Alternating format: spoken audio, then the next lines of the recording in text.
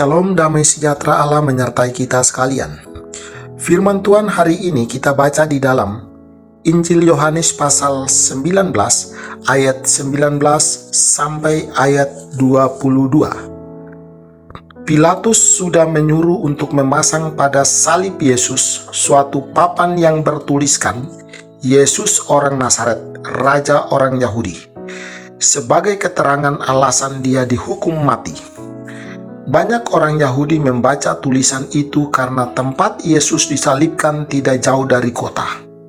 Keterangan itu ditulis dalam 3 bahasa, yaitu Ibrani, Yunani, dan Latin. Lalu para imam kepala protes kepada Pilatus.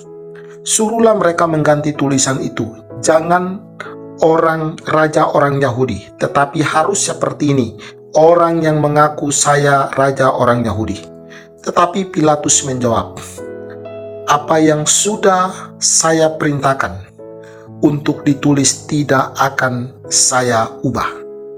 Ini dalam versi terjemahan sederhana Indonesia, saudara-saudara. Saudara yang dikasih dalam Tuhan Yesus Kristus. Yesus adalah Allah, dan dia adalah Raja di atas segala raja. Mengapa dia adalah Raja? Karena dia adalah pemilik alam semesta. Dia adalah pencipta. Dia adalah Allah, penguasa alam semesta ini. Sehingga dia pantas dan layak disebut sebagai Raja segala raja. Nah, saudara yang dikasih dalam Tuhan Yesus Kristus, tanpa disadari oleh Pilatus, dia menyuruh orang untuk memasang tulisan yang berbunyi Yesus adalah Raja orang Yahudi dalam 3 bahasa, yaitu bahasa Ibrani, bahasa Yunani, dan bahasa Latin. Sehingga banyak orang mengerti, banyak orang membaca tulisan itu dan mereka mengerti, mereka memahami bahwa yang disalib adalah Raja orang Yahudi.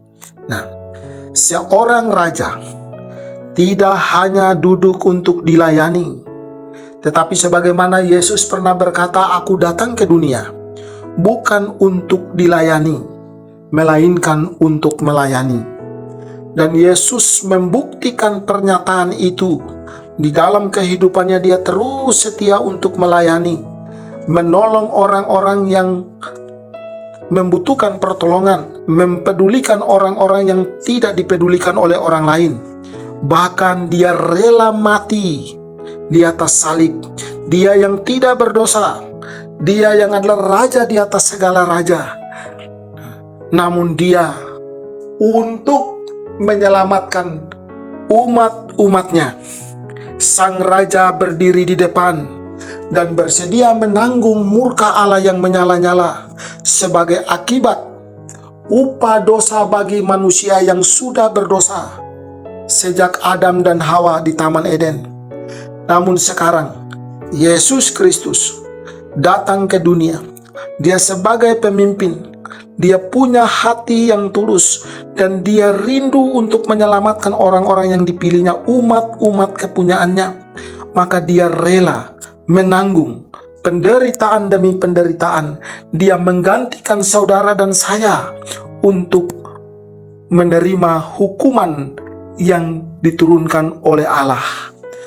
Saudara yang dikasih dalam Tuhan Yesus Kristus, tulisan itu tidak hanya ada secara kebetulan, tapi tulisan itu untuk menggenapkan apa yang dinubuatkan di dalam perjanjian baru, dalam perjanjian lama, ya, bahwa dia adalah Raja di atas segala raja.